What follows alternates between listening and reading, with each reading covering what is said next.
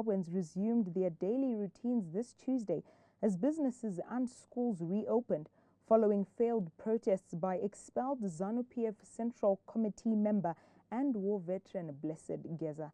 Takudzwa Dambu reports. A survey conducted by 3KTV in Harare revealed that most shops and educational institutions which had remained closed on Monday were now fully operational. The city's bustling commercial districts returned to their usual rhythm, with workers and students filling the streets once more.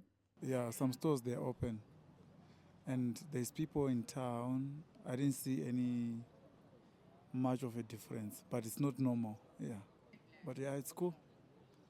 The protest failed to make a significant mark as the majority of Zimbabweans ignored the call to demonstrate, instead choosing to stay at home, resulting in temporary closures of retail shops and transport challenges for some commuters. Up and down. Vanhu havasati vadzokera kunase kudzokera muno mutown business havisati zvanyase kuita ba simaitire zvinomboita mazuva ari ose. The National Blood Service Zimbabwe has launched an initiative to collect blood from school-going children ahead of the upcoming school holidays next week, with the aim of bolstering its blood reserves in preparation for the Easter break. More from Nyasha Kunyeswa. In an interview with 3KTV, National Blood Services Zimbabwe Chief Executive Officer Lucy Marowa stated that the organization will ensure that the country maintains a 5-day supply during Easter. She added that they expect school children to contribute significantly to these reserves. We are collecting from our high-yielding panels in the boarding schools just before schools close. So starting today, the 1st of April, we are targeting high-yielding panels in the boarding schools. She further mentioned that National Blood Services Zimbabwe will continue collecting blood from individual donors to sustain the supply. And then when schools close, we also target our high-yielding faith-based organizations. We are also targeting community blood drives, as well as the different galas that we target in the communities.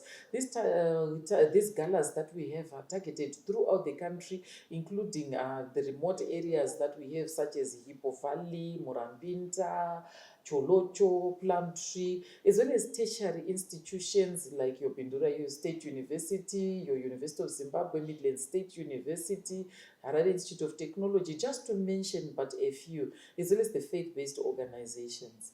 But right now, I have to assure the nation that we are sitting on at least 3 days stock of blood group O and at least 5 days cover of the rest of the blood groups. And we are still building on to ensure that our blood and blood products will take us through the Easter and Independence holiday period. The Association of Healthcare Funders of Zimbabwe has urged its members to develop packages tailored for the informal sector to increase the penetration of medical insurance. Let's get more from Mishma Chakanyuka. AFO's Chief Executive Officer Shailet Sanyanga emphasized that the informal sector, however, faces high default rates.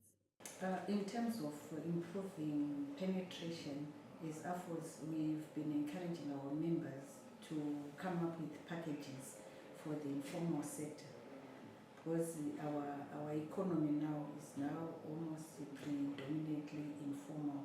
So we do have members who have gone into that space, but unfortunately the uptake is not that good, because by nature informal makes it difficult to have systemic ways of collecting.